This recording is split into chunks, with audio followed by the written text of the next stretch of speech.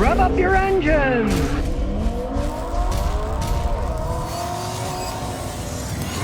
Hello and welcome to Scotty Kilmer Live Car Talk. I use my 52 years experience to answer all your car questions. Happy holidays! Christmas season's coming up and New Year's. You don't want to get ripped off getting your car fixed by the wrong car. Realize this is the best time of year to buy cars because nobody has money. They're buying gifts, and if they're selling the car, you can get a better price on it. So, you might think about buying a good used car. Who knows? During the show, remember, ask your questions on the live chat on YouTube Live. I'll pick the best ones and answer them. Obsessive Progressive says, Scotty, your thoughts on buying a used low mileage 2018 Chrysler 300 3.6 V6? All right, only if it's extremely cheap. Those things have horrendous resale values.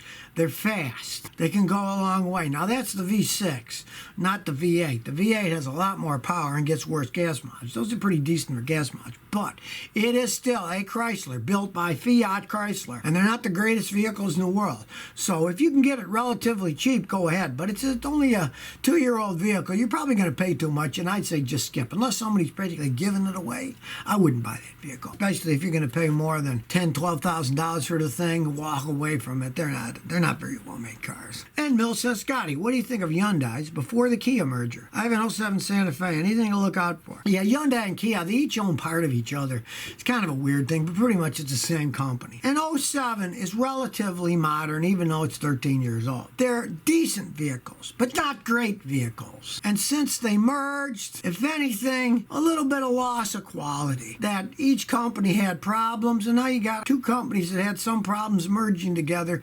That generally isn't a good thing. You got an '07, if it's still running okay, change the oil regularly, baby the transmission, that's the weak point of those things. Service the coolant every 5 years, change the transmission fluid every 60,000 miles. Maintain it, because you never know, they can last. I personally would not buy one. Dark Angel says, Scotty, I got an F-150 2009. It has 102,000 miles. I got started shaking. It does it for 2 minutes and then stops. I said it because the oil was low. You never know. Sometimes the oddest things happen. Change the oil and filter. And if it goes away, yeah, dirty oil or low oil can affect the way an engine runs, especially if it loses quite a bit of oil, because then it's not pumping through everything. You're not getting the correct lubrication. It can even affect the sensors on stuff, the cam sensors and the variable valve timing. They don't get enough oil going up to them. They can get a little wacky. Do definitely change the oil filter. And if it's fixed, then change your oil filter more often. And if it burns oil, add oil as it doesn't. If it doesn't,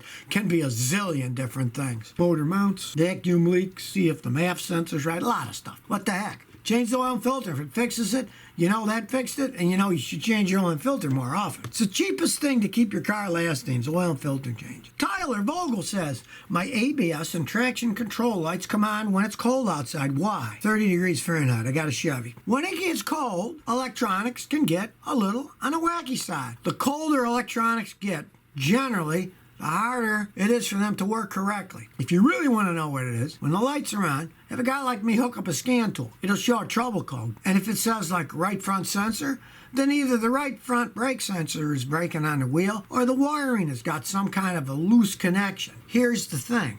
If you have a loose connection and it's hot outside, it might work okay. But if you got a loose connection and it's cold outside, it's harder for the electricity to flow through that connector, and then the light can come on. So if it does come on, then get it scanned, see what the code is. But I mean, if it goes away when it warms up, you'll know that it's some kind of loose connection, or even worse, the ABS brake module might have some kind of an internal problem on a circuit board, and when it gets really cold, it can't pass through the circuit board, but when it warms up, it can. I mean, I've had customers in the past that it was cold outside, the car wouldn't start, and they found that if they would heat up the main computer with a hairdryer, it would start. They'd know, well, there's something wrong with the computer, and they'd either replace it or they'd carry a hairdryer and warm it up, and then in the summer when it was warm and it started normal, they left it alone. Juan Navarro, and he says, Scotty, I got a 95 Toyota Tacoma, engine light is on, it says the EGR is bad. Realize that those codes are relatively generic codes. All those PO codes mean they're generic codes. Could be lots of things have gone wrong. But on those, my experience is they'll stick. Take the EGR valve off. Clean it. I have a whole video on how to clean an EGR valve. They're not cheap on Toyotas. They're relatively expensive. But since exhaust gas goes through them, a lot of times a little bit of carbon and stuff will clog on them. You can take them off and you can clean them with carburetor cleaner and put them back on. Also check the vacuum line. Sometimes they just fall off. And if you go there and the vacuum line fell off, great. Just get a new vacuum line, put it on. Because if the old one fell off, it's rotten. And that's what? A 25-year-old vehicle, so odds are the rubber's somewhat rotten. Could be as simple as just buy another rubber vacuum line. I'd fix a lot of them that way. Anish Mohan says, Scotty, half the cars in India run on Fiat engines, irrespective of the car manufacturer, are trouble-free. Thoughts? Well, I don't know if I'd ever believe that Fiat engines are trouble-free, but from what I know of India, you drive these tiny little micro cars most of the time. Little bitty tiny things.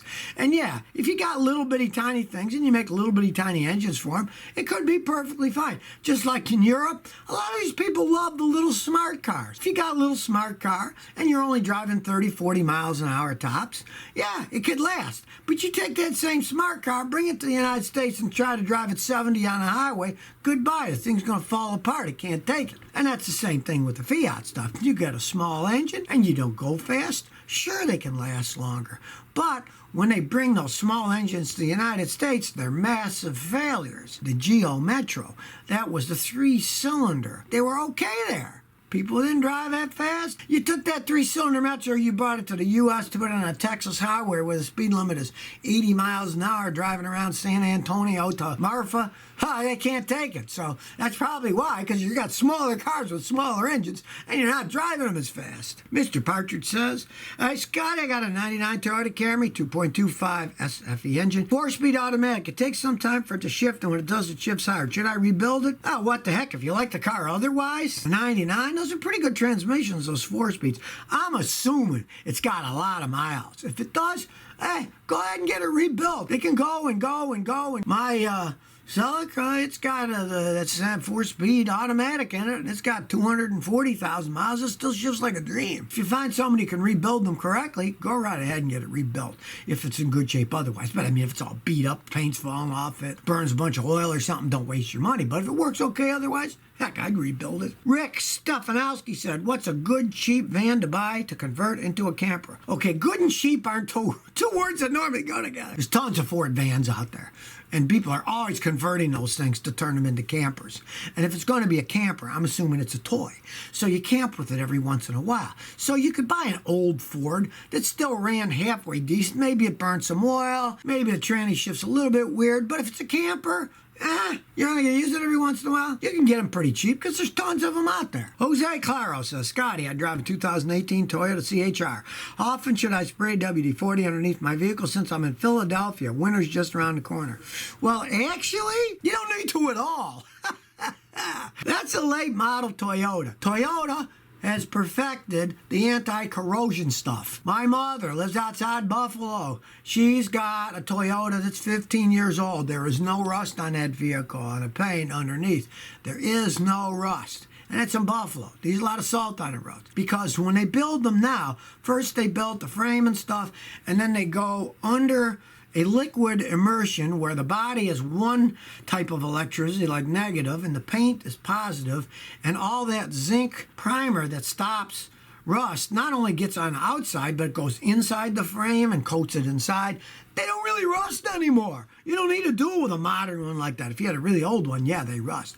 But the modern ones, you don't have to worry about it now. If you live in a rocky area where there's chips and stuff, you'd want to recoat the undercoating every once in a while. But if you're just driving on normal roads, you really don't need to do that anymore because they make them better, so they don't have that problem. Like you say, my mother's car is like 15 years old, Toyota, living in Buffalo, and has no rust on it at all. They've been doing it a long time in Toyota quite well. V.S. Vagabond says, why do rats eat my Toyota truck wiring, Scotty? Well, rats are strange beings. The small amount of electricity that goes through the wiring isn't going to hurt people or rats. 12 volts isn't that much power. But scientists tell me, and I've asked them, I meet lots of people, I'm always curious myself. When they bite those little 12-volt wires, it tingles to them, and it turns them on. It like puts endorphins in their brains. So they like chewing on those wires because it gives them a thrill. They're like rat crackheads. So they're getting it with a little bit of electricity. So yes, they will bite on those wires. Now, originally they generally go in the car in the winter because it's cold outside, and they come in to warm up because there's residual heat inside there, and so they might make a nest. And then I guess by random selection, they see a wire or something, and they like chewing on things anyways to see what it is. And then if they get a little thrill, they keep chewing. So maybe get a cat to chase them away, you know? So if you never want to miss another one of my new car repair videos, remember to ring that bell.